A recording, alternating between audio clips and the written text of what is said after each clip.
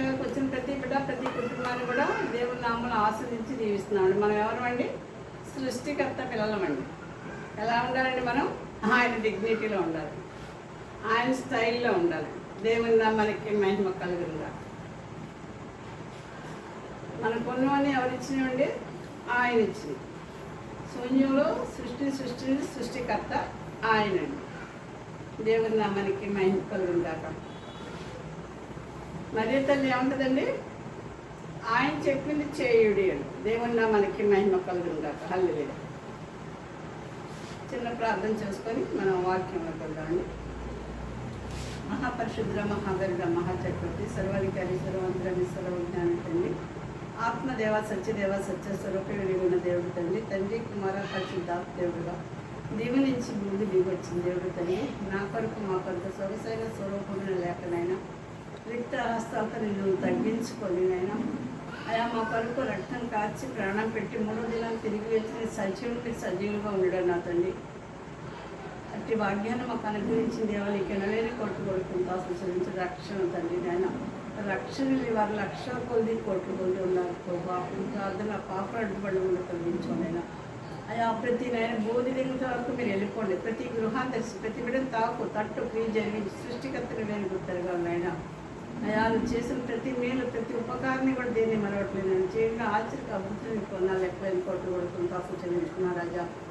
తండ్రి కుమార పరిశుద్ధాత్మ దేవుడుగా త్రియేక దేవుడుగా ఆది సంబోధుడుగా ఆది అంతమైన అద్వితీయ దేవుడు నిత్యుడుగా తండ్రిగా సమాధానకర్తగా శక్తిమంతుడుగా సుగుణాల సంపన్నుడు స్తుతిగానాల వారసుగా తండ్రి నువ్వెవరో నీ శక్తి ఏంటో నీ సౌర్య ప్రభావం నాలమాల నుంచి పట్టుకునే ప్రార్థన పాపడుపడుకుని తొలగించానైనా. అయా పైన కొండ పెళ్ళిల మందిరంనైనా అదేవిధంగానైనా సర్వమానవాణి సంస్థ పరిశుద్ధి సృష్టిగా తినది అని వచ్చిన వారు వస్తున్న వారు చూసిన వారు చూడగలరు వింటున్న వారు ఎనబోయేవారు ప్రపంచవ్యాప్తంగా 40 ఏసునామములో సేవ విస్తరింపచేసింది అవి పొందరాలు తండ్రి. పైన బిడ్డలు బలహీనలు కాకుండా బలపరిచి విస్తీర్పరిచిన తిరిగిగా చేయండి ఇచ్చిన ఆయా మందిరాలు బట్టి ఎవరైనా మందిరాలకి నీకు ఎనలేని కొట్టు కొడుకుంటాం. సంఘ సరిహద్దులు కుటుంబ సరిహద్దు విశాలపరిచాను ఆయన నీకు పొందడాలైనా. నన్ను ప్రేమించిన ఆజ్ఞలు లేకుండా 1000 తరాలకు నేను కమించుకోండి. లేఖనాన్ని ఎత్తుడు బిడ్డలు పట్టినది వచ్చావు. ఇది కొన్ని కుటుంబాలనైనా ఈ ప్రాంత ప్రజల్ని ఆయా ఏలూరు ప్రాంత ప్రజల్ని ఆయన జ్ఞాపకం చూసుకుని ఏలూరు పట్టణాన్ని ఏసే పట్టణం చేసావు. మా దేశాన్ని మా రాష్ట్రాన్ని ఇతర రాష్ట్రాలు ఇతర దేశాలు ఆయన కాచి కాపాడుతున్న దేవుడు తండ్రి నైనా.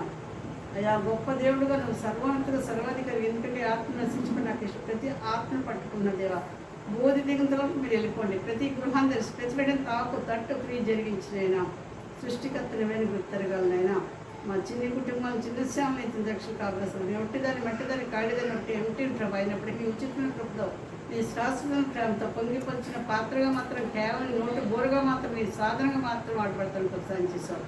మాకు నాకు కావాల్సిన సమృద్ధిని ఆత్మీయతని పవిత్ర వాక్యం దృష్టి ఎత్తుకోకుండా అపోహలు కట్టుబడి మా హృదయాలు అంటుకట్టి నీరు కట్టినవారు ఎంత ఫలభద్ర జీవితాలు నాకు అనుగ్రహించిన విధానం బట్టి నీకు తాసం చెల్లించుకుంటూ నన్ను నేను తగ్గించుకుంటున్నా. అలా మీ నామాన్ని హెచ్చించుకుంటూ వచ్చి ప్రతి బిడ్డ ప్రతి కుటుంబాన్ని కూడా మీ మెండైన దీవులను కుమ్మరించిన ఎవరైతే ప్రార్థన అవసరం కోరుతున్నారో, ఎవరికి జాబ్స్ కావాలో, ఎవరికి వివాహాలు కావాలనైనా, మరి ఎవరైతే అస్వస్థత పడినారో ఈ సమయంలో యేసునామములో జీవాన్ని ప్రకటిస్తున్న తల్లి కొనాల్సి తీసుకొస్తున్నా. రాంబాబు అనే వ్యక్తి ప్రభా అయా మరి నేను తండ్రి అయా మరి ప్రాణాపాయనుడు మరణంచులోకి వెళ్ళిన మరణం తప్పించిన ప్రభాని ఏహో వస్తువన్నా కదా తండ్రి. ఆ బిడ్డలోకి మీ ప్రభావం వెళ్ళింది కాక నాయన. డాక్టర్ పరమ డాక్టర్గా వైద్యమే పరమ వైద్యులుగా బిడ్డకు పరమ వైద్యం జరిగించావు. నువ్వు ఇచ్చిన స్వస్థను బట్టి కొందరు ఇంటికి క్షేమంగా చేసిన విధానం బట్టి నీకు తాసం చెల్లించుకుంటూ నన్ను నేను తగ్గించుకుంటూ నాలమాల మీ నామాన్ని హెచ్చించుకుంటూ జీవము గల యేసు నామములో ప్రార్థన చేసి అడిగి వేడుకుంటున్నాం పరమ తండ్రి. ఆమేన్ ఆమేన్ ఆమేన్. దేవుడి నామానికి మహిమ కలుగుగాక. కూడిన మీ అందరికీ నా వందనాలండి. అది ఆదికాండం 8వ అధ్యాయం అండి. ఒకసారి చేస్తే దేవుడు నోహును అతనితో కూడా ఓడలో ఉన్న సమస్త జంతువులను సమస్త పశువులను జ్ఞాపకం చేసుకునేను. దేవుని నామానికి మహిమ కలుగునుగాక. హల్లెలూయా. ఏం చేశాడంటే దేవుడు ఆదిలో నరులు ఎందుకు చేశానని పశ్చాత్తాపడ్డాడండి. 2 times 2 సార్లు కూడా పశ్చాత్తాపడ్డాడంట. ఎందుకు చేశాను ఈ నరుల్ని? ఈ అతిక్రమం మహోదినాల్లో పాపం పెరిగిపోయిందట. ఇప్పుడు కూడా అదే పరిస్థితిలో ఉన్నది. ఈ నోహ దినాల్లో నరులు ఎందుకు చేశానో భూలోకం అంతా తుడిచిపెట్టేద్దామని అనుకున్నాడు దేవుడు. భూలోకం అంతా తెరిచూస్తే నీతి సూర్యుడు ఎవరిలో ఉదయిస్తున్నాడండి? నోహలో ఉదయిస్తున్నాడండి. దేవుని నామానికి మహిమ కలుగును గాక. హల్లెలూయా. ఈ నీతి సూర్యుడు ఎక్కడ ఉదయిస్తున్నాడండి? నోహలో కనిపిస్తున్నాడండి. దేవుని నామానికి మహిమ కలుగును గాక. అందుకనే చెప్తున్నా అంట, దేవుడు ఏం చెప్తున్నాడండి? దేవుడు నోహని అతనితో కూడా వాడునున్న సమస్త జంతువులను సమస్త పశువులను జ్ఞాపకం చేసుకొని. హల్లెలూయా, హల్లెలూయా. ఎంత గొప్ప సంఘటన అండి కదండి, ఎంత గొప్ప సంఘటన. దేవుడు జ్ఞాపకం చేసుకొని మరి నోహని, భార్యని, కొడుకుల్ని, కోడల్ని, ఎంతమంది అండి? నోహతో కలిసి 8 మంది అండి. దేవుని నామానికి 8 మందిని కూడా మరి కొన్ని అన్ని రకాల జాతులండి, పక్షులు జత జత అన్నీ సమకూర్చుకోమంటాడు. దేవుని నామానికి మహిమ కలుగాక. ఎందుకు? భూలోకం అంతా తుడిచిపెడితే మళ్ళీ కావాలి కదండి. దేవుడు చెప్పిన మాట నోహ ఏం చేశాడండి? గాయకొన్నాడంటే దేవుని నామానికి మహిమ కలిగిన గాక. హల్లెలూయా. ఏం చేశాడండి? గాయకొన్నాడంటే దేవుని మాట, దేవుని నామానికి. దేవుడు మాటకి, దేవుడికి మాటకి లోబడ్డాడండి నోహ. మరి లోబడ్డాడు కనుకే దేవుని నామానికి మహిమ కలుగును కాక. పగలో సువార్త ప్రకటించాడంటండి, రాత్రులు వాడగట్టుకున్నాడంటండి. దేవుని నామానికి మహిమ కలుగును కాక. దేవుడు లెక్క చెప్పాడండి. క్రీస్తున్నాడు, వాస్తు కూడా ఉందండి. దేవుని నామానికి మహిమ కలుగును కాక. వాస్తు లేదు అంటారండి. ఏమేమో బైబిల్ పట్టిస్తారండి, లైఫ్ గైడ్. దేవుడు ఇన్ని మోర్లో ఎడల్పు, ఇంత లోతు, ఇంత ఎత్తు, అన్నీ చక్కగా ఏది ఎక్కడ పెట్టాలి, ఏది ఎక్కడ అమర్చాలి అన్నీ చెప్తాండి పాత నిబంధనలు. దేవుని నామానికి మహిమ కలుగును కాక. హల్లెలూయా, హల్లెలూయా. కొత్త నిబంధన వచ్చేసరికి అన్నీ కొట్టివేశాడు అనుకోండి. మరి పాత నిబంధనలు అయితే కంటికి కన్ను, పంటికి పన్ను. ప్రవక్తలు ఎంత జాగ్రత్తగా ఉండాలి అప్పుడు. ఇప్పుడులాగా కాదండి. ఇప్పుడు ప్రవక్తలాగా కాదు. అప్పుడు ప్రవక్తలు అంటే అలా ఉండేవారు. దేవుని నామానికి మహిమ కలుగును కాక. ఏంటండి, నోహ ఏం చేశాడు? పగలు సువార్త చేయమంటే చేశాడంటండి. ఎవరు వెళ్ళలేదటండి. చెప్పింది చేస్తే మళ్ళీ కూడా దేవుడు నోహలాగా వాడలో సురక్షితంగా ఉంచుతాడండి. దేవుని నామానికి మహిమ కలుగును కాక. హల్లెలూయా. అంత గొప్ప దేవుడిని మనం కలిగి ఉన్నామండి. మనం ఎవరు అండి? ధన్యులండి. యెహోవా తమకు దేవుడు కాగలదు, ధన్యులు అంటున్నాడు కదండి. మనం ధన్యులం అండి. నోహ దినాల్లో చక్కగా అన్ని జాతులు, పక్షులు జతలు కదండి. పర్వతాలు మునిగిపోయింది. చక్కగా ఏం చేసిందండి? వాడ అక్కడ నీటి మీద చక్కగా ఆగి ఉందండి. ఉండేసరికి మళ్ళీ దేవుడు ఏం చేశాడండి? గడే తీశాడు. 40 రాత్రుల్లో పగలు ఏం చేసింది? ప్రచండ వర్షం కురిపించాడు దేవుడు. భూలోకం అంతా మునిగిపోయిందండి, నశించిపోయిందండి. కానీ నోహ నశించలేదండి. దేవుడు మాట గైకుంటే మనం కూడా నశించండి. దేవుని నామానికి మహిమ కలుగును కాక. హల్లెలూయా. దేవుడు మాట గైకుంటే మనం కూడా నశించిపోవండి కదండి. దేవుని నామానికి మహిమ కలుగును కాక. తను తన భార్య, బిడ్డలు, వారి జతలు కూడా అన్ని రకాలు పక్షులు, జాతులు జతలు కదండి. ఆ నోహ వాడలో ఉన్నప్పుడు దేవుడు లోపలికి పంపించిన తర్వాత గడ వేసి మళ్ళా గడ తీసాడండి. అప్పుడు ప్రార్థన ప్రారంభమైందండి. దేవుని నామానికి మహిమ కలుగును కాక. హల్లెలూయా. ఇంకా భూమి మీదకి జలప్రళయం నేను రానివ్వనని దేవుడు మాట్లాడాడు కదండి. దేవుని నామానికి మహిమ. ఎందుకంటే నరుల హృదయాలు ఎల్లప్పుడు ఇచ్చేటవి ఆయన నేను మిమ్మల్ని క్షమించాడు. దేవుని నామానికి మహిమ కలుగును. మన దేవుడు కనికర సంపన్నుడండి. బలిని కోరలేదండి, కనికరాన్ని కోరుతున్నాడు. దేవుని నామానికి మహిమ కలుగును కాక కదండి. అంత గొప్ప దేవుడు మనం కలిగి ఉన్నాం. మరి నిర్మాకాండం కూడా ఒకటి చూసుకుందామండి. ఎందుకంటే ప్రపంచం అంతా విష పరిస్థితిలో ఉందండి. భయంకరమైన పరిస్థితిలో ఉంది. ఎవరో ఆలోచించే ఇట్లా ఎవరో ప్రార్థన చేసే 100కి ఒకళ్ళిద్దరు ప్రార్థనలు చేస్తున్నారు. ఈ ప్రార్థనతో మనం ఏం చేస్తాడు? మనలో ఉన్న దేవుడు శక్తిని జయించి మనకి విజయాన్ని ఇస్తాడు ఆయన. ఎందుకంటే ఇవన్నీ జరగవలసి ఉన్నాయి. కానీ అంతం అప్పుడే రాదు, భయపడకూడదు అన్నాడు. దేవుని నామానికి మహిమ కలుగును గాక. హల్లెలూయా.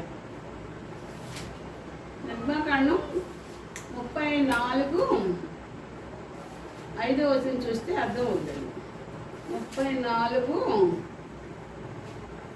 5వ వచనం ఏమవుతుంది? మేఘంలో యెహోవా దిగి అక్కడ అతనితో నిలిచి యెహోవాను నామమును ప్రకటించెను. దేవుని నామానికి మహిమ కలుగును గాక. ఆ విధంగా ఏంటండి, మేఘంలో ఎవరు దిగారండి? యెహోవా దిగాడట. యెహోవాకి ఉన్న కాళ్ళు చేతులు ఏంటండి? దేవుడు వెలుగే ఉన్న దేవుడు, మన దేవుడు యెహోవా తండ్రి. ఆయన మేఘంలో యెహోవా దిగి అతనితో నిలిచి యెహోవాని నామాన్ని ప్రకటించాడంటే దేవుని నామానికి మహిమ కలుగాక. ఈ ప్రవక్త ఎప్పుడైతే కొండకి వెళ్ళాడో కదండి, అప్పుడు ఎవరు దిగారండి? మోషే కొండకి వెళ్ళినప్పుడు యెహోవా మేఘంలో నుంచి యెహోవా దిగాడటండి. దిగి అక్కడ అతనితో నిలిచి యెహోవాని నామాన్ని ప్రకటించాడు. యెహోవాని నామాన్ని తానే ప్రకటించుకున్నా అంటాడు. దేవుని నామానికి మహిమ కలుగాక. హల్లెలూయా.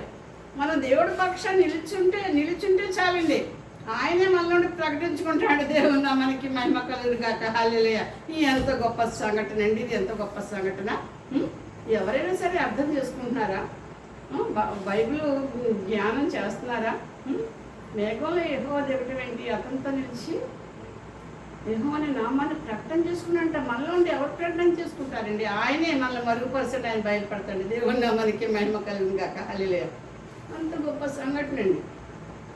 ఈ మెల్కీసెదెకు క్రమం చెప్ప నిరంతరం యాజకుడే ఉన్నాడని ఎవరు చెప్తారండి? ఎవరు అభిషేకించారండి ఆయన్ని? దేవుడండి, తండ్రి అభిషేకించాడు. దేవుని నామానికి మహిమ. యాజకుడిగా అభిషేకించాడండి తండ్రి. దేవుని నామానికి మహిమ కలుగును కాక. హల్లెలూయా. మరి హెబ్రీ పత్రిక మొత్తంలో ఉంటాయండి ఈ మెల్కీసెదెకు అని. ఆది కాండంలో కూడా ఉందండి. దేవుని నామానికి మహిమ కలుగును కాక. ఆది కాండంలో కూడా 14వ అధ్యాయం 18వ వచనం చదివితే తీయండి ఒకసారి. ఆది కాండం 18 అధ్యాయం 14వ అధ్యాయం 18వ వచనండి.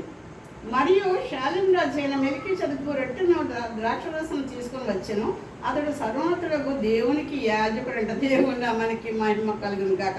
అప్పుడు అతడు అబ్రాహామును ఆశీర్వదించి ఆకాశమునకు భూమికిని సృష్టికర్త అయిన సర్వోన్నతుడైన దేవుని వలన అబ్రాహాము ఆశీర్వదించబడును గాక అనియు నీ శత్రువుని చేతికి అప్పగించిన సర్వోన్నతుడు దేవుడు స్తుతించబడును గాక అనియు చెప్పిన. దేవుని నామానికి మహిమ కలుగును గాక. ఈ మెల్కీసెదెకు ఎవరండి? ప్రధాన యాజకుడు. మనకన్నా ముందుగా నడిచేది ఎవరండి? యేసుక్రీస్తు ప్రభువు. దేవుని నామానికి మహిమ కలుగును గాక. తండ్రి ఏం చేశాడండి? ఆయన అభిషేకించాడండి. దేవుని నామానికి మహిమ కలుగును గాక. యాజకుడుగా మనకు మాదిరిగా చూపించాడు. దేవుని నామానికి మహిమ కలుగును గాక. హల్లెలూయా. ఈ మెల్కీసెదెకు క్రమం చొప్పున నిరంతరం యాజకుడే ఉన్నాడంటండి. దేవుని నామానికి మహిమ కలుగును గాక. ఆ రోజు కాదండి, ఈ రోజు వరకు కూడా దేవుడు యేసుక్రీస్తు ప్రభు మనలో ఉండి యాజకత్వం చేస్తున్నాండి. ఏం చేస్తాడు? యాజకత్వం చేస్తానండి. దేవుని నామానికి మహిమ కలుగును గాక. హల్లెలూయా. ఇంత గొప్ప దేవుడిని పట్టుకొని మనం ఈ లోకంగా చూసి ధనధాన్యాలు, భోగభాగ్యాలు, మనకి ఏది కావాలి దేవుడికి తెలుసండి. మన బిడ్డలకి ఏది కావాలో సమస్తం మనకు తెలిసే. వాళ్ళు అడిగిన వాటికన్నా ఎక్కువ వాళ్ళు ఊహిస్తాయి. మనం ఇక్కడ అక్కడ తీసుకొని, అక్కడ తీసుకొని, ఇక్కడ తీసుకొని వాళ్ళకి ఏది కావాలంటే అది కొనాలని ఎంత ఆశిస్తామని మనం. మరి పరలోక తండ్రి పరిశుద్ధులు శూన్యాలు సృష్టికర్త మనకి తన కొన్ని మంది మనకి ఏంటంటే మనం ఆలోచన చేయగలుగుతున్నామండి. మనం అసలు గచ్చేస్తున్నామండి. అసలు మన హృదయం ఎక్కడ తిరిగిపోతుందండి? లోకం అంతా తిరిగిపోతున్నట్టు కదండి. దేవుని నామానికి మహిమ కలుగును. అలలు అలా అలా అలా వెళ్ళిపోతాయండి. అలా అలా వెళ్ళిపోయి అలా దిగిపోతాయి అనుకుంటారు. దిగబోయి ఎలా దిగుతాయి? యేసుని నమ్ముకుంటేనే దిగుతాయి. యేసుక్రీస్తు ప్రభు రక్షకుడు, లోక రక్షకుడు అని అనుకుంటేనే దిగుతాయండి. దేవుని నామానికి మహిమ కలుగాక. ఈ ప్రధాన యాజకుడు ఆదిలోనే ఉన్నాడండి. మరి అబ్రహాం గారిని ఆస్వాదించాడు. ఎవరి నామాన్ని ఆస్వాదించాడండి? దేవుని నామానికి మహిమ కలుగును గాక.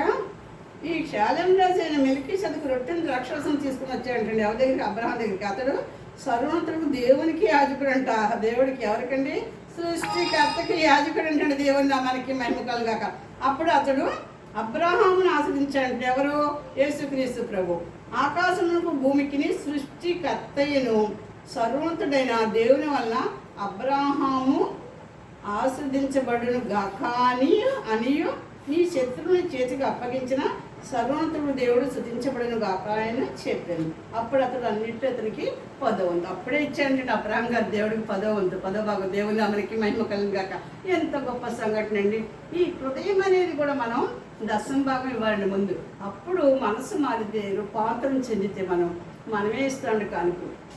హృదయం మారకుండా నువ్వు కానుకలు ఇవ్వు ఇవి మనం చెప్పక్కర్లేదండి. దేవుని మందిరంలో ఆత్మీయ ఆహారం సమృద్ధిగా నింపటం. ఆత్మీయ ఆహారం అంటే దశమ భాగం అంటే దేవునికి సమయాన్ని ఇచ్చి ఆత్మీయ ఆహారం నడిపిస్తారంటే మనకు వాళ్ళకి సమృద్ధిగా మనం పెడతంటే జీవవాక్యాన్ని దేవుని మనకి మహిమ కలుగుగా హల్లెలూయా. అప్పుడు ఎందుకంటే ఈ బాప్తిసం తీసుకుంటాం రక్షణ తీసుకుంటాం ముఖ్యమేం కాదండి. మొదటికి ఏం చేయండి, రక్షణకి ముందు మారు మనసు రావాలండి. రక్షించబడిన వాళ్ళు ఏమన్నా నీతిగా ఉంటున్నారా? అలా కాదు. మారు మనస్సు రావాలండి. సున్నతి పొందకపోవటంలో ఏం లేదండి. మనసు మారి రూపాంతరం పొందుద్దంట. అప్పుడు ఆ హృదయాలు ఆత్మీయాన్ని సమృద్ధిగా భోంచేస్తే అప్పుడు ఏంటంటే ఏమన్నా మనకి మహిమండి. ముసుగేసుకుంటూ ఏం లేదు కానీ హృదయంలో ముసుకుండకూడదండి. వస్త్రాలు చింపుకుంటాం కాదండి, హృదయాన్ని చింపుకున్నాడు. దేవుని మనకి మహిమ కలుగుగా. దేవుల్లో మంచి క్వాలిటీస్ ఉంటాయండి, అవి మానేస్తారు.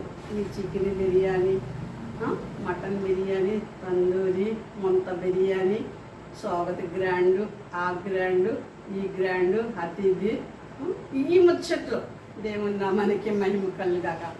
ఎన్ని ముచ్చట్లున్నాయి, ఈ ఆత్మీయాహారానికి మించింది ఏదీ లేదు. దేవుని మనకి మహిమ కలుగాక. అది జీవింపజేస్తుందండి. లోక శరీరం కోసం కాదు కానీ, శరీర ఆశల కోసం కాదు కానీ, శరీర ఆహారం కోసం కాదు కానండి. మనకు జీవాత్మని ఇచ్చేది ఏంటంటే, జీవాన్ని ఇచ్చేది చేప నీళ్ళల్లో ఉంటేనే జీవం, పైన ఉంటే ఒడ్డు మీద ఉంటే దానికి జీవం ఉండదండి. ఏసే మనలో ఉంటేనే మనం జీవిస్తామండి కదండి. దేవుని మనకి మహిమ కలుగాక. దేవుడి చిన్న పరిశుద్ధాక మన ఇంట్లో ఆస్తులు దీవించిన గాక. ఆమేన్ హల్లెలూయా. దేవుని మనకి మహిమ కలుగాక. ప్రత్యేకమైన ధనను యేసయ్యకు, ప్రత్యేకమైన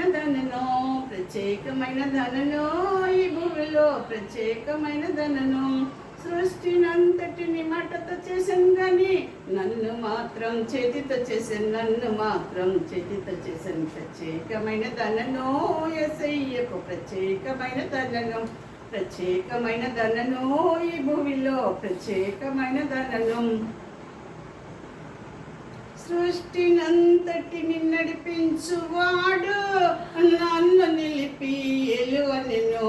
సృష్టినంతటిని నడిపించువాడు నన్ను నిలిపి ఎలువనెను. ప్రత్యేకమైన ధనను యేసయ్యకు, ప్రత్యేకమైన ధనను ఈ భూమిలో, ప్రత్యేకమైన ధనను ఈ భూమిలో, ప్రత్యేకమైన ధనను. హల్లెలూయా. దేవుని మనకి మహిమ కలుగును గాక. హల్లెలూయా. చిన్న ప్రార్థన చేసుకున్నాను. పరిశుద్ధి కొన్నాసు స్తోత్రం చెల్లించుకుని ఇప్పటివరకు మా కుటుంబాలు మా సేవలు కాచికాపు కూడా కాచికాపు సర్వమానవాడి సంస్థ పరిశుద్ధి రాజు అధికారి మనుషులు జ్ఞాపకం చేసుకున్నాం. ఆయన వలులకొండ బలిల మందిరం వృద్ధులు బిడ్డలు తరాలు ఎంతమందో ప్రార్థన పోతున్నాను. ఆయన ఫోన్లోనైనా ఎంతమంది మొక్కలు చేస్తాం, వారందరినీ జ్ఞాపకం చేసుకుని సమయం ఏ బిడ్డకి ఏం వస్తుందో ఆయన వృద్ధులకు చంటి వృద్ధులను జ్ఞాపకం చేసుకుని ఏ ఒక్క కుటుంబం దాటిపోదు. దావీదు కుమారుడు కార్యం చేసి నేర్పుతాను. ఎందుకంటే ఏ ఆత్మ నశించడం నాకు ఇష్టం. ప్రతి ఆత్మను పట్టుకుంటావు, రక్షిస్తున్నావు తండ్రి. నాయన కొందనాలు మీరు జ్ఞాపకం చేసుకోండి. ఆయన ఆ ఇరుగుపరి కుటుంబాలకు జ్ఞాపకం చేసుకుని ఇక్కడున్న ప్రతి బిడ్డ ప్రతి కుటుంబాలు అందరినీ అంతటి జ్ఞాపకం చేసుకోండి. అయినా చూస్తున్నవారు, వింటున్నవారు, చూడబోతున్నవారు, వినబోతున్నవారు, వచ్చినవారు, రాబోతున్నవారు అందరినీ జ్ఞాపకం చేసుకోండి. ఎవరిని ఎక్కడ విడిచిపెట్టి దేవుడు మాత్రం కాదు. మాకు ఇచ్చిన ఈవులు బట్టి ఇంతాసం ఎవరైనా ఈవులకి నీకు ఎనలేని కొట్టు ఇంతాసం చెల్లించుకుంటూ నన్ను నేను తగ్గించుకుంటూ నాలో వాళ్ళ మీ నామని హెచ్చించి మరలా మేము కూడా నేను సచించి మరింత కూడా మా కుటుంబాలు మా సేవల్ని నీతిని దక్షిణ కాపులస్తలు పెట్టుకుని నీ కృప నీ కాపులకు అందించి కంచి కోరుకుంటూ విత్తిని మాకు అందిస్తూ ఎత్తిపోకుండా అప్పవారు కట్టుబడి మా హృదయాలు అంటి కట్టి నీరు కట్టిన వారు ఇంత ఫలభరితమైన జీవితాలు మాకు నాకు అనుగ్రహించిన విధానం బట్టి నీకు ఇంతాసం చెల్లించుకుంటూ జీవము గల యేసు నామములో ప్రార్థన చేసి అడిగి వేడుకుంటున్నాం పరమ తండ్రి. ఆమేన్. ఆమెన్. యేసు రక్తమే జయ, శిలువ రక్తమే జయం, కలువ రక్తమే జయం. రేపు యేసు నామానికి సంపూర్ణ విజయం కలుగాక, అపవాది కడు క్రియలకు అంత నాశనం కలుగాక. ఆమెన్. రేపు తోడే ఉండును గాక. Amen, amen, amen. హల్లెలూయా. దేవుడు మన అందరిని ఆస్వాదించి దీవించును గాక. Amen, amen, amen. God bless you.